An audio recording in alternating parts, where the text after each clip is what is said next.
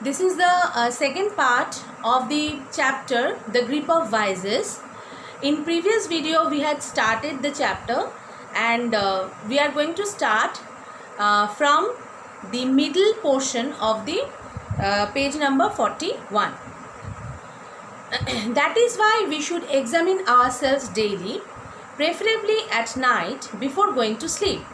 The voice within us, our conscience, will tell us what we have done was right or wrong. So what is here? I have told you in the previous video that it is we should examine ourselves every day. We should question ourselves that whether whatever we have done, was it good or was it bad? And who will tell us and when we will do that thing? Obviously we will do that thing at the night time before going to sleep. That is the perfect time to examine ourselves. And who will tell us that whether our conduct will be whether it is appropriate or not? It is our conscience, it is our inner voice who will tell us that whatever we have done, whether it is good or bad. Our conscience, the reasoning power in our good friend, is our good friend. If one listens to his conscience and follows what it tells, then it will prevent him from doing any evil and picking up any bad habits. Our conscience is our best friend. Why? Because it is always saying that whether we have done a good thing or a wrong thing. Okay, and it is our conscience. Suppose we have done a mistake, and it is our conscience who will always tell, always what can I say, that always picking up, not always picking up, it is the conscience that who will always tell that whatever we have done, that is wrong, and it will help us to go into the right way. Okay. A person who does not listen to his conscience will have to suffer. So a person who does not listen to his inner voice, so he or she has to suffer. When we do anything wrong, our conscience keeps on pricking and making us unhappy.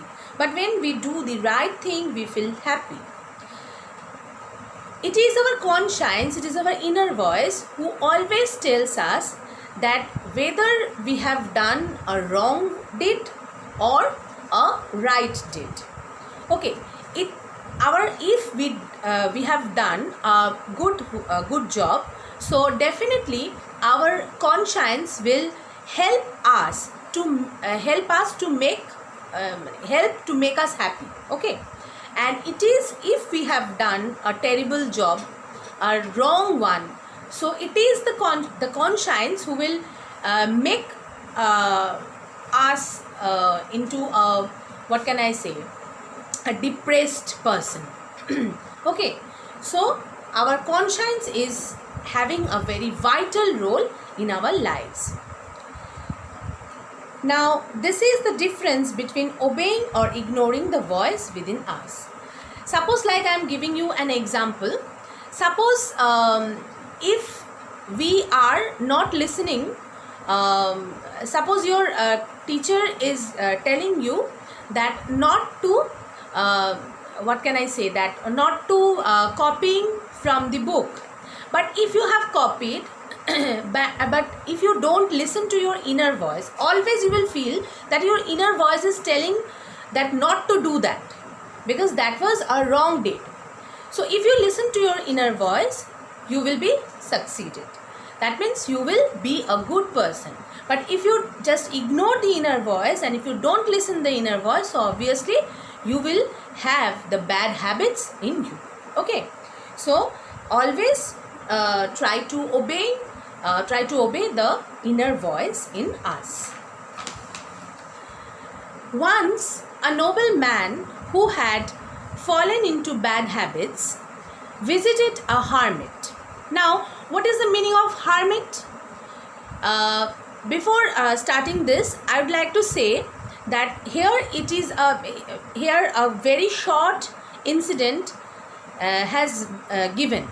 Okay, to make you understand that what is the real work of our conscience. Okay, so once a noble man who had fallen into bad habits visited a hermit. So there was a man, a very good man, but he had gathered some wrong habits in him.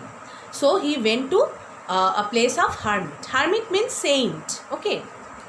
He told him all about his faults and asked him how he could get rid of his flaws. So the man came to the hermit's place, and the man told that yes, he had some flaws in him and he wanted to get rid of that flaws. Okay. So the hermit listened very patiently. The hermit listened every problems of that man very minutely and very patiently. And then he took the visitor to the garden in which there were many trees of all sizes. And after listening, then the hermit took the man to his garden. Okay, there were different kinds of plants he had, and different sizes of plants also he had. The hermit went to a small herb and without any effort pulled it out. Then he went to a large plant and with more effort and the use of both hands he finally succeeded in pulling it out. He then came to a rather huge tree, and no matter how much he tried, he could not uproot it at all. Then he turned to the nobleman and said, "If you check your bad habits in time, it is easy to uproot them. If you delay, it becomes difficult. If you wait too long, it becomes practically impossible." So what is that means? What is the main thing of this story? So the man told every problems to the hermit, and then the hermit took the man to his garden. And then the hermit showed a small kind of herb. Okay, the herb, you know, is very fragile. If you just take it with a little bit pressure, so it could be uprooted. It can be uprooted. So the hermit took that means showed herb, and then without any effort he pulled it out from the soil. And then after that he went to a plant. So there he at the first, without any effort, he tried to pull it out, but he could not. Then he gave his another hand, and then he tried a little bit more. He gave little bit more pressure, and then he took it out. Okay, the plant. At the third time, when the hermit reached to a big tree, however, he could, whatever, what can I say, that the hermit tried a lot to uproot the tree from the soil, but all in vain. He could not able to do that. Okay, because it was a large tree, and the large tree so it was not able to uproot. It was not very easy to uproot the tree. Okay.